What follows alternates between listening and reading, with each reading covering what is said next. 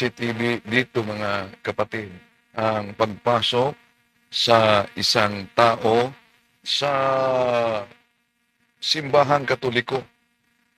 Kung din nakita ninyo, winasak niya ang imahe ng mga larawan ng mga santo at nakabalot pa ito. Ito, grabe talaga ang galit niya. At ito din ang sa isang CCTV, nakita kung saan talagang maramdaman mo ang galit niya sa mga imahe ng mga larawan ng mga santo. Ito, binalikan pa niya kahit, ayun, binasak talaga niya. At di lang yan, yun, grabe, no? Ang pagwasak. Ito ang resulta sa naturang larawan. Isa ding babae na nakunan ng CCTV na pumasok sa loob ng simbahang Katoliko. Yun, patingin-tingin pa siya. Ito na kanyang ginawa. Itinutumba niya ang cross. Grabe. Yun. At tumakbo. Dali siyang tumakbo. At grabe ang kanilang atake. Kung maalala nyo sa lahat ng mga sikta, ang simbahang Katoliko, lalo na ang mga imahe ng mga santo ang binanatan. Pati na sa mga ministro ni Felix Manalo, ganyan ito. Basahin po namin sa mga aklat mismo ng Iglesia Katolika para kasi baka paratahan tayo, kapatid na Victor, na ito ang kanilang paninindigan, ito po ang paniniwala ng Iglesia Katolika tungkol sa kanilang mga gawain. Itanong natin, sa kanilang cardinal mismo, meron ba, kapatid na Victor, o walang iniukol na pagsamba sa mga larawan sa loob ng Iglesia Katolika? Gaya nga po ng binanggit ninyong aklat po nila ang babasahin natin. Ito po ay The Faith of Our Fathers. Ang sumulat po nito isang kardinal na si James Gibbons. Tinagalog ito ni Rufino Alejandro. Sa pahina 200, ganito ang sinasabi sa kanilang aklat. Sa ganitong kahulugan, sa pagkakilala ko, bumabanggit ang mga manunulak na eskolastiko hinggil sa gayon ding pagsambang iniuukol sa mga larawan ni Kristo na parang kay Kristong Panginoon natin na rin, sapagkat ang gawang kung tawagin ay pagsamba sa isang larawan ay tunay na pagsamba kay Kristo na rin sa pamamagitan ng pagyukod sa harap ng larawan na parang sa harap ni Kristo na rin. Inaamin po ng kardinal ng Iglesia Katolika na sa kanila ay merong gawang kung tawagin ay pagsamba sa larawan. Yan. Alam niyo ba mga kapatid na itong dalawang aklat ginagamit nila,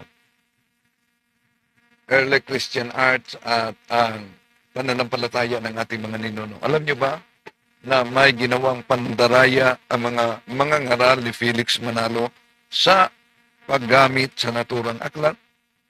Ito ang ating i-expose ngayon at sasagutin. Samahan ninyo. Kasi kamalingan, pag palaging inulit-ulit ay magmukha talaga ang katotohanan para sa ating mga kapatid na kulang ang kaalaman. Ang pagkadaya ay maranasan sa iba't ibang paraan. Pero napakasakit pag madaya tayo sa pananampalataya. Dahil nanganib pati ang ating kaluluwa. Viva Cristo Rey! Pro Dio et Ecclesia. Okay, kumusta sa lahat natin mga suking taga-subaybay? Kung maalala ninyo, may napaulat na doon sa Diocese of Lawag sa Pagudpod. Nakapunta na kami sa Pagudpod. Pinasok ang kapilya, sinunog ang larawan ng Panginoong Hesukristo at Mahal na Birhen Maria, pati na ang abito ng sakristan. Ito, napaulat. Sunog ang muka ng imahen ni Jesus na nasa krus at ang muka ng rebulto ng Mother of Perpetual Help ng So, imagine, dito makita ninyo, mga kapatid, na grabe galit nila. No? Larawan ng mga santo ay sinunog talaga. No? Pinasok, sinunog. Buti na lang di nasunog ang buong kapilya. Sinunog gamit ang kandila ang mga abito ng sakristan. Nan kaninang umaga sa loob ng isang kapilya sa Pagudpod, Ilocos Norte. O sa Diocese of Lawag ito. Napaulat ito noon, mga kapatid. Sunog din ang mga damit ng sakristan at halos maabo na ang mga tela sa altar.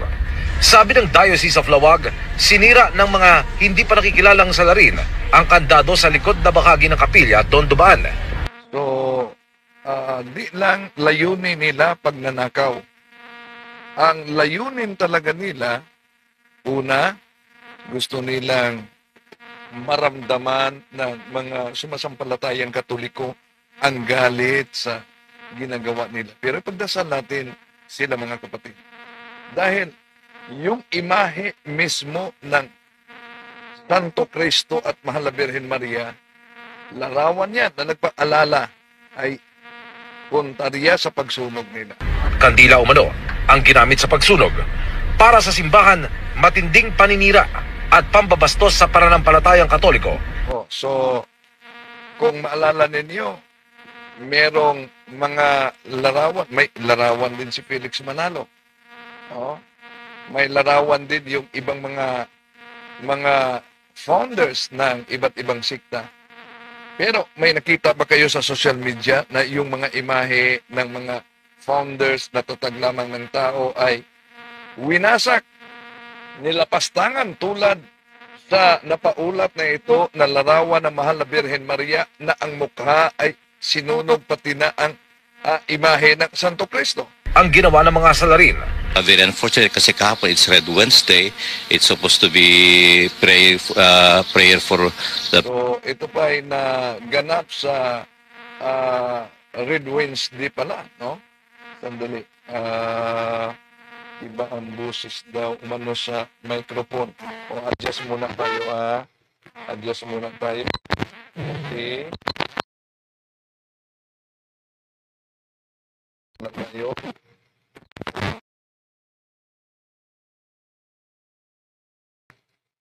One, two.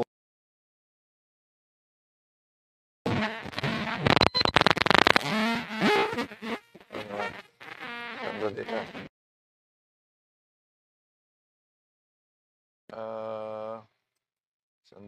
Sandali. Ito. Sandali. Okay. Sandali lang. Adjust muna tayo. 1, 2, 1, 2, 1, 2, 3, 4, 1, 2, 3, 4, 1, 2, 3, 4, 1, 2, 3, 4, 1, 2, 3, 4. 1, 2, 3, 4. 1, 2, 3, 4. 1, 2, 3, 4. 1, 2, 3, 4. 1, 2, 3, 4. Okay. 1, 2, 3, 4. 1, 2, 3, 4. 1, 2, 3, 4. Sandali muna, mga kapatid. No, adjust muna tayo. Okay, naghang. At may nag-message kasi na di maayos ang ating... Okay, ito na. Okay. Kumusta? Signal natin ngayon. Adjust muna natin. Okay. Paki-message naman kung kumusta ang audio natin ngayon, mga kapatid. 1, 2, 3, 4. Mic test. Hello. Okay na ba? Kumpara kanina? Di ka po marinig. Di ako marinig? Sandali. Okay na po. Okay na daw. Okay na? Okay na. Okay. So, balik natin, mga kapatid, no?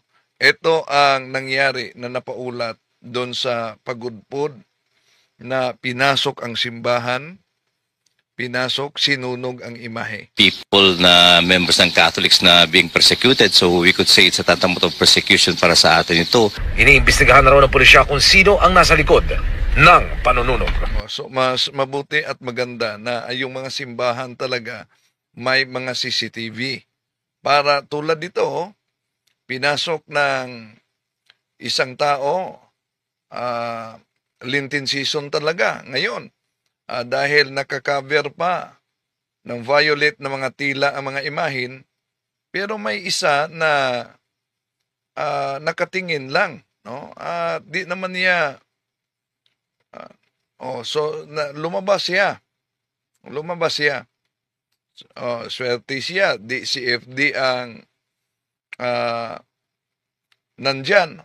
Grabe talaga galit niya sa mga larawan, no? Yun, wasak talaga,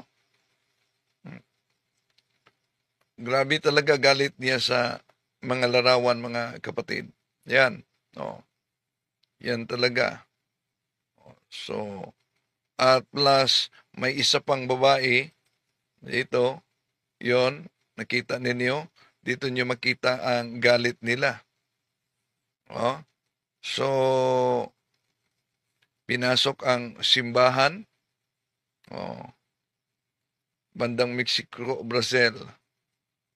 Ito. Yun. Pinasok na naman.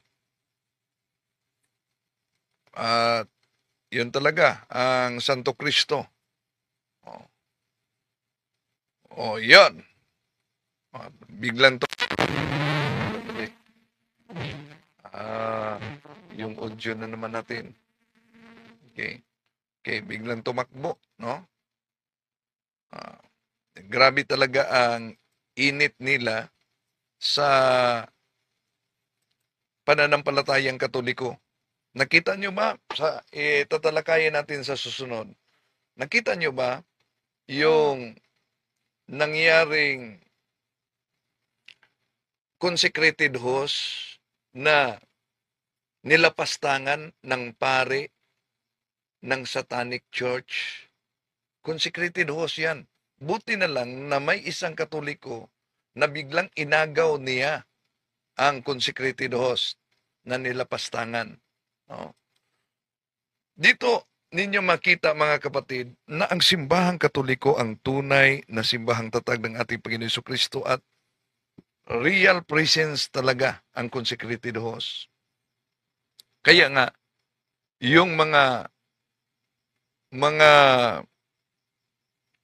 Satanic Church at iba pang mga anti-Katoliko, nagkaisa sila laban sa simbahang Katoliko. Pero ipanalangin po natin sila. Ngayon, ito ang banat ng mga ministro ni Felix Manalo gamit ang mga aklat Katoliko. Pero ito munang 2 aklat at ipagpatuloy natin ito sa susunod bago tayo papasok sa punto por punto. Dahil may pandarayang ginamit ng mga ngarali Manalo. Bakit nakasabi natin may pandaraya? Ito, pakinggan muna ninyo. Tungkol sa kinagisnan na paniniwala ng mga kababayan natin, lalo na nga ng mga... So, napansin nyo ba na mula pa noon, mula nang natatag ni Felix Manalo ang Iglesia ni Cristo, Katoliko na talaga ang numero 1 target sa banat nila. No? Gamit yung mga aklat Katoliko na pinag-chop-chop nila. At eto, pinatunayan ng mga ministro na di daw totoo ang sinabi ng simbahang Katoliko na di natin sinasamba ang mga larawan ng mga santo dahil may mabasa na aklat. 3 aklat ang kanilang ginagamit, pero ito munang 2 aklat ngayon ang ating sasagutin, mga kapatid. Ipagpatuloy natin sila. Katoliko tungkol sa kanilang ginagawang mga pagsamba sa mga larawan. Mga kaibigan, ipinagpapauna po namin sa inyo, mga televiewers, mga nakikinig, na minsan pa, hindi po namin layunin na saktan ng damdamin po ng sino man. Ayan ang nagiging tatak nila, di daw layunin, saktan ang damdamin. Pero pag matangay ka, di lang damdamin ang masaktan mo, pati na ang kaluluwa mo. Bakit? Natangay ka sa iglesyang tatag lamang ng tao dahil sa mga ginagamit ng mga aklat katoliko na pinagchap-chap nila at talagang layunin nila na iligaw ang mga inosente. Bakit? Sinabi nating iligaw yung mga inosente. Ito mga kapatid. Ginagawa natin to hindi para magalit sila sa atin, kundi maihayag natin, kapatid na Victor, ang mga katotohanan ng Diyos na nakasulat sa Biblia. Bagaman may mga iba po tayong mga kababayan na inaamin o tinatanggap na sa kanilang relihiyon ay itinataguyod po ang pagsamba sa mga larawan. Subalit, meron pa rin pong iba na itinatanggi ito at ang madalas po nilang sinasabi, kapatid na Edgar, yung kanila raw na iniuukol sa mga larawan ay hindi pagsamba, kundi yun daw ay paggalang lang doon sa may larawan. Yun ang tinatawag nilang veneration daw. Kaya hindi maiwasan talaga. Yan. So, ibig sabihin, alam nila ang salitang veneration. No? Alam nila ang salitang veneration. Sandali. Sana may makadebate si Marcolita na CFD tungkol sa cross. Oo, no? Maganda yan. Pero dahil kaanib si Marcolita sa iglesia ni Felix Manalo, di yan papayagan si Marcolita na harap ng debate kaugnay sa doktrina. No? At kahit na ministro ni Felix Manalo, pag may debate, no? May debate, di iyan haharap kung walang assistant. May tagabigay dahil mapansin ninyo, ako nagharap na sa ilang debate ng mga ministro ni Felix Manalo at hindi lang yan. Sandali medyo may diferensya pa ata yung audio natin ngayon, sandali muna. Adjust muna natin. Okay. Sandali muna. Adjust muna. Okay. So, okay. Sandali. Adjust muna natin mga kapatid. Ang ating, okay. 1, 2, 3, 4, 5. Okay, pagpatuloy natin. Ito ang ginagamit nila na aklat.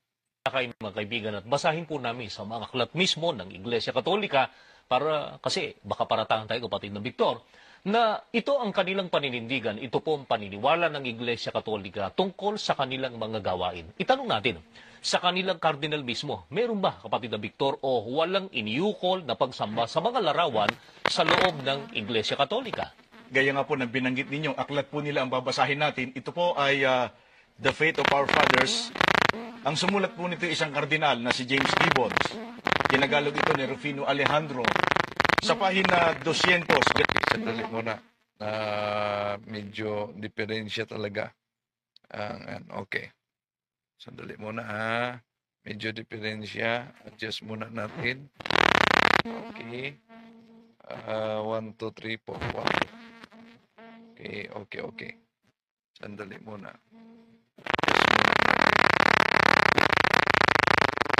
Okay. So, sandali muna mga kapatid. Adjust muna natin. Okay. Ito na. Dahil medyo diferensya yung diferensya yung audio. Okay, pagpatuloy natin. Itong aklat na ito ang ginagamit nila. Pananampalataya ng ating mga ninuno. Alam nyo, lahat ng mga ministro dapat meron talagang mga aklat ng ginagamit nila sa simbahang Katoliko. Bahagi niya sa pandoktrina, bahagi nila yan sa kanilang pagtuligsa sa ating pananampalataya. Okay. Eto mga kapatid, bahagi lang muna ang ating sasagutin. Ito ang sinasabi sa kanilang aklat. Sa ganitong kahulugan, Sa pagkakilala ko, bumabanggit ang mga manunulat na eskolastiko hinggil sa gayon ding pagsambang iniuukol sa mga larawan ni Kristo na parang kay Kristong Panginoon natin na rin.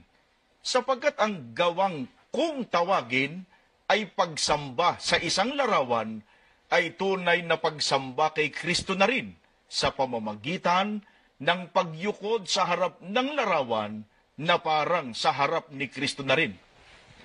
Inaamin po ng kardinal ng Iglesia Katolika na sa kanila ay merong gawang kung tawagin ay pagsamba sa larawan. Napansin niyo mga kapatid, sinabi ng ministro na si Sandoval, inaamin ng kardinal na may pagsamba sa larawan sa pananampalataya ng ating mga ninuno. Pero, alam niyo ba na yung binasa ng mga ministro ni Felix Manalo, kotisyon yan ni Cardinal Gibbons, galing sa pahayag ng isang protestante na Lutheran. Yon ang iniiwasan ng mga ministro para ipaamin na, abay, Cardinal mismo ninyo nagsabi, sinasamba, ibig sabihin, diniyos niyo ang mga larawan. Okay. Ito ang binasa niya mga kapatid. Pero may pinutol sila diyan sa ganitong kahulugan.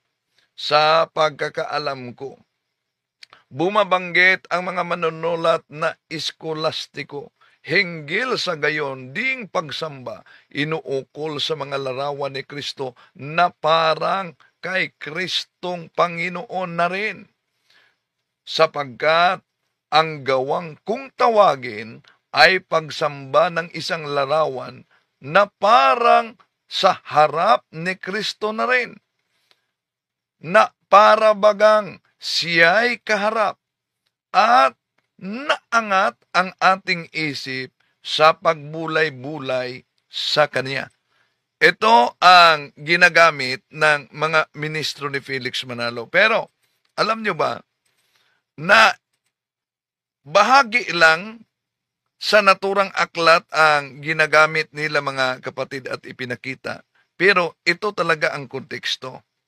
So, pansinin niyo ha, yung nakakulay pula, yun ang kanilang palaging ginagamit. Pero ito ang konteksto sa naturang aklat. Napansin niyo, alang-alang sa aking mambabasang protestante, ay akin ngayong hahalawin dito ang kanilang dakilang si Leibniz. So, kotisyon ito mga kapatid. Galing kay Leibniz tungkol sa paggalang sa mga inuukol sa mga mahal na larawan. Sa kanyang Systema Theologicum paragraph pahina 142 ay ganito ang kanyang sinasabi. So, ito ang sinasabi ng protestante at kinukot, sinipi ni Cardinal Gibbons at ito ang kanilang binasa sa ganitong kahulugan. Sa pagkakaalam ko, bumabanggit ang manunulat na eskolastiko hinggil sa gayon ding pagsambang inuukol sa mga larawan ni Kristo na parang si Kristong Panginoon na rin.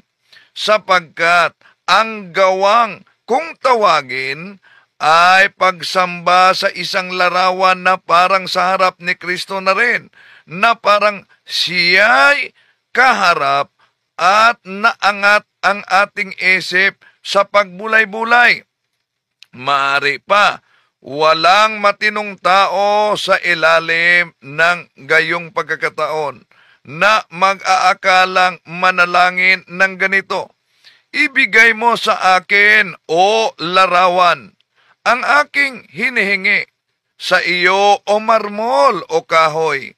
Ako ay nagpapasalamat, kundi ikaw, o Panginoon, ay sinasamba ko. Sa iyo'y ako'y nagpapasalamat at umaawit ng buong pagpupuri.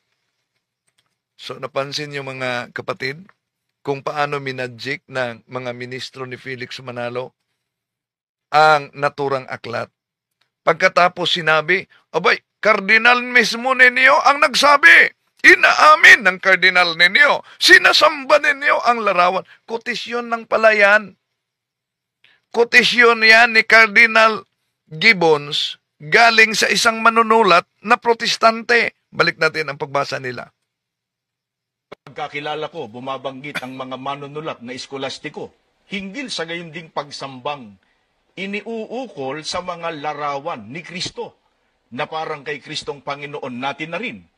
Sapagkat ang gawang kung tawagin ay pagsamba sa isang larawan ay tunay na pagsamba kay Kristo na rin sa pamamagitan ng pagyukod sa harap ng larawan na parang sa harap ni Kristo na rin. Inaamin po ng kardinal ng Iglesia Katolika na sa kanila ay merong gawang kung tawagin ay pagsamba sa larawan. Halimbawa ay sa larawan daw ng Panginoon Kristo. Kaya nga si kapatid na Christopher Yun na Yung kapatid na Christopher yun na binanggit nila, pinakilala nila yan na paring Katoliko, pero pare yan ilalim kay Teriol, no? Hindi yan Katoliko mga kapatid, pero pinakilala nila na paring Katoliko daw.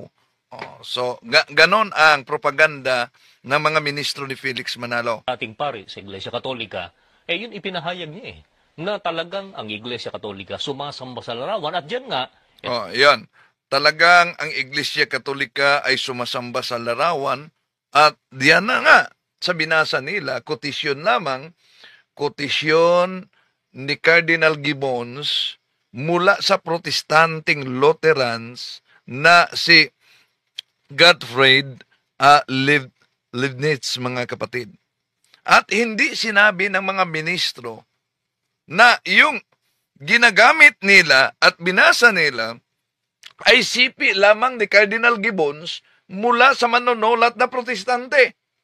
At kung tingnan natin ang konteksto ng kotisyon ni Cardinal Gibbons, mismong ang manunulat na protestante na isang Lutheran ay hindi naniniwala na ang Katoliko ay sumasamba sa larawan at imahen.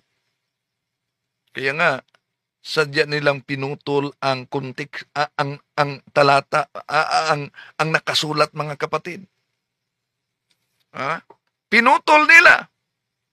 Ang tuloy-tuloy na pagbasa ay pagpapakita na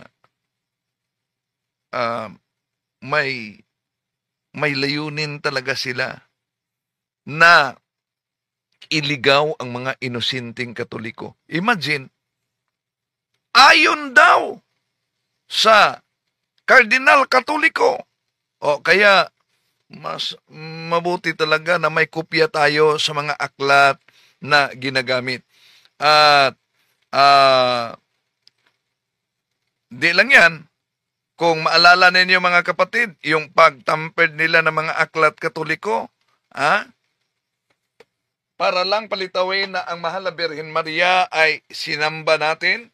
Naalala nyo ba ito? Itong ginamit nila na aklat? Di ba? Nakakahiya talaga pag mabuking. Bakit? Pansinin ninyo. Sa aklat po nila na pinamagatang ang aking Birhing Mariang tagapamagitan, sa pahina 63 ay ganito naman ang nakasulat. Mahabag ka, inako, dito sa iyo na nagnanasang ikaw ay sambahin, igalang at purihin ng buong pag-ibig sa lahat ng bagay, sapagkat Diyos kang maawain at makapangyarihan sa lahat. Narinig ho ninyo, binasa lang ho natin ng aklat ng Iglesia Katolika.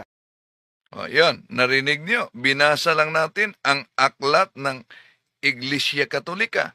At ang pagbasa niya sa aklat ng Iglesia Katolika ay sa aklat po nila na pinamagatang ang aking Birhing Mariang tagapamagitan, sa pahina 63 ay ganito naman ang nakasulat.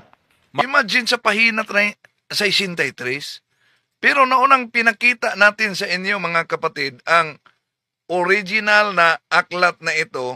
Abay, lumagbas sila. Bakit lumagbas? Ito ang ginamit nila na aklat, Ito ang ipinakita nila sa television. Umabot sila sa pahina 63. Ito, pahina 1. Hanggang pahina 18 lang ito. Ha? Oh, wala na. Wala nang pahina 19. Wala nang pahina 19. See? Imagine, pagkatapos, anong sabi nila mga kapatid? Oh, wala na talaga, di ba? Wala nang 19, wala nang 20. Pero ang paggamit nila sa naturang aklat para ipalitaw na opisyal na tinuro ng simbahang Katoliko na si Santa Maria ay Diyos ng Katoliko. Abay, umabot sila sa pahina 63. Ito. Sa aklat po nila na pinamagatang ang aking Birhing Mariang tagapamagitan. Oh, so nakita niyo, Birheng Mariang tagapamamagitan, yun talaga ang nakaplastar sa kanilang ipinakita sa kanilang screen. Oh. Paano ngayon sasagutin nila yan? Na ang munting aklat na ito, ang aking Birheng Mariang tagapamamagitan, umabot sila sa pahina 63. Sa pahina 63 ay ganito naman ang nakasulat.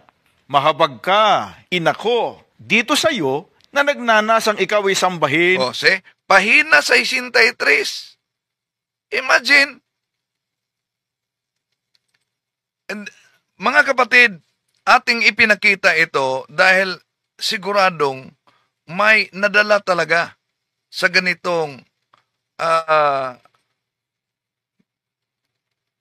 propaganda ng INC.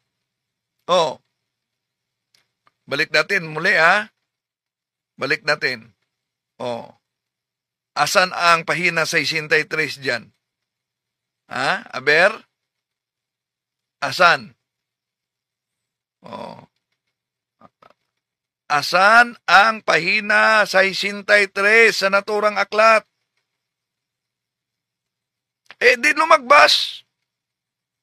Ganon din sa aklat ni Cardinal Gibbons na pananampalataya ng ating mga ninuno. Imagine mo, kotisyon lang ni Cardinal Gibbons, ang binasa nila sa pahina, paulit-ulit na nila itong ginagamit, mga kapatid. Kaya, nilantad natin. At tuloy pa natin ito, mga kapatid. No? Dahil may ginagamit pa silang isa pang aklat. Ano yung aklat na yan? Yun ipinahayag niya na talagang ang Iglesia Katolika sumasamba sa larawan. At dyan nga, talagang inaamin mismo ng kardinal. Hindi po nila maididinay na sila ay sumasamba sa larawan. At dyan, kapatid na Victor, paano raw nila ginagawa ang pagsamba sa mga larawan? Sa pamamagitan daw po ng pagyukod o pagluhod sa harap ng larawan na ayon po sa kanila ay parang sa harap daw ng may larawan. Kapatid na Victor, tangi sa aklat na yan ng Iglesia Katolika, yung binasa mo pananampalatay ng ating mga ninuno, aling aklat pa ng Iglesia Katolika ang nagpapatutuon na sa kanila po talagang merong pagsamba na isinasagawa sa mga larawan. Ayan. Dito mapansin ninyo, mga kapatid, paano na naman minadjik ang aklat Katoliko. Ito, the early Christian art.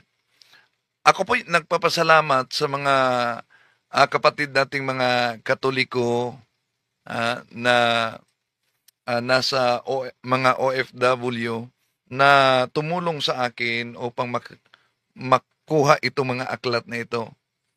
Maraming salamat po. Malaking tulong po sa inyo at lalo na ni Sis Rosa na Leopoldo na sumusuporta sa atin. Maraming salamat sa inyo sa ministry na yung mga hinahanap nating mga aklat Katoliko, no, ay yung iba mga kapatid talagang pinadala nila sa atin. Okay. Tuloy po natin, mga kapatid. Itong ginagamit nilang aklat Katoliko, paano nila minadjik na naman? Ito. po sa kanila paring aklat sa early Christian art, ang sumulat po nito ay isang paring Hiswita, si Edward Sindicos. Sa pahina 151, sa pagkakaliwat na po sa Pilipino ko babasahin. Bilang So, pansinin ninyo ang nakasulat. Ang nakasulat at yung translisyon, pagsalin niya. Yung salitang veneration, talagang isinasalin niya para mailigaw yung mga inosente na salitang pagsamba. Instead na ang salitang veneration ay paggalang. Okay, ito. Sunod sa iba pang mga tagapagturo, ipinakita din naman ni Tomas Aquinas sa kahangahangang bahagi ng kanyang Summa Theologica ang kanyang pagkaunawa sa di makatwirang bagay ukol sa kulto ng larawan at ang iniuukol na pagsamba. O yan. Napansin nyo ba ang salitang veneration? An edge veneration.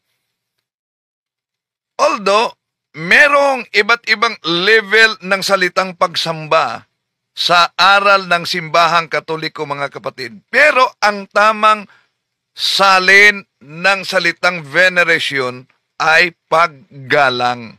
Okay, tuloy natin. Pero, dito sinalin ng ministro ni Felix Manalo na pagsamba. Okay, so tuloy natin. Kapag ang sino man ay bumaling sa larawan, sabi niya, sa dahilang yaon ay isang bagay, maaaring guhit kamay o estatwa, hindi na uukol doon ang pagsamba. So, ibig sabihin, yung translation na yan na it deserves no veneration, ang pagsalin niya, hindi na uukol ang ganong pagsamba. Dapat, ang tamang salin, dahil sa English, it deserves no veneration, hindi na uukol ang ganong paggalang. Napansin niyo ba, mga kapatid, yung pagsalin sa naturang aklat na ito? Okay, tuloy natin. Subalit, kung ang sino man ay bumaling doon bilang isang larawan ni Kristo, yaon ay karapat dapat pag-ukulan ng gayunding pagsamba. Yon. Nang gayunding pagsamba. Napansin niyo ang salitang reverence dito, mga kapatid. Na iniuukol kay Kristo mismo. Yamang si Kristo ay sinamba na may kapakumbabaang pagpipitagan, dapat lamang na ang kanyang larawan man ay marapat sambahin ng may kalakip na kapakumbabaang pagpipitagan.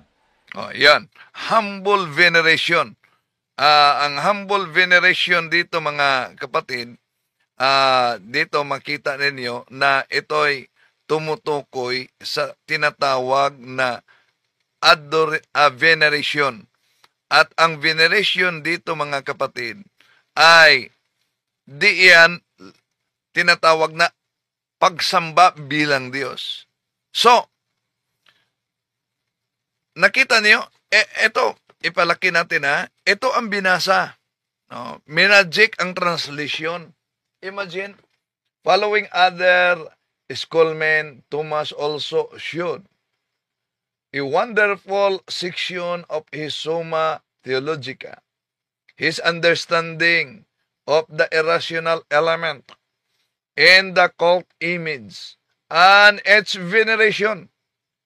When one turns to an image, he says, is no far as it is a thing, either a painting or a statue, it deserves yun, no veneration, but if one turns to it as an image of Christ, it deserves the same reverence as Christ himself.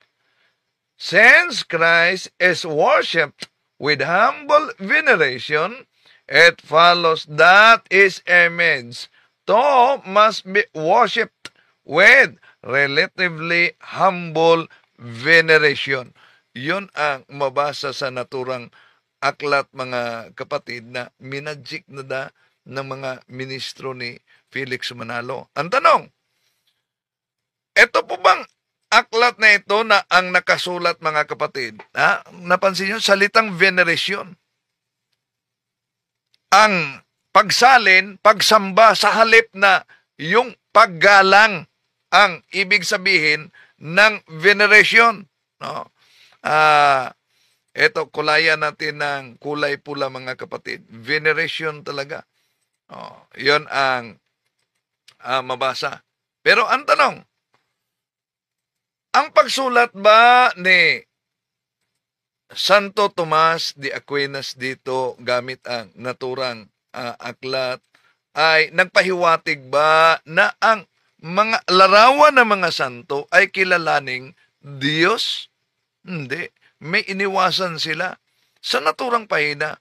Ito ang iniwasan nila sa naturang pahina, mga kapatid. Pansinin ninyo ang iniwasan nila. St. Thomas Aquinas produced the base summary of the position. Said that picture could reasonably be employed like books to instruct the uneducated, to remind people to the mystery of the incarnation and of the example of the saints, and to inspire devotion which arises more easily from what we see than from what we hear. Yun ang karugtong na iniwasan nila, mga kapatid. Ngayon, kung talagang bawal para sa mga INC ang paggawa ng larawan, ano itong larawan ni Felix Manalo? May monumento si Felix Manalo. Inaalayan pa nila ng bulaklak. Di lang yan. Ano pa? Meron pa silang medalya. Medalya ni Felix Manalo. Kung bawal, nasa Pasugo Magazine yan. Nang may akda ay si Benjamin Santiago. Ayan, medalya yan ni Felix Manalo. Pasugo Magazine, 1965, page 2, Benjamin Santiago. Katulad din naman ng larawan ng medalya ni kapatid na Manalo. Hindi lahat na paggawa ng larawan ang ipinagkakasala ng Diyos. Iyan ay nasa pinag-uukulan ng larawan. Paglarawan ng ating Panginoon Jesucristo, paglarawan ng mga santo, abay, mali na. Pero paglarawan ni Felix Manalo, hindi daw bawal. To make his message known is our responsibility.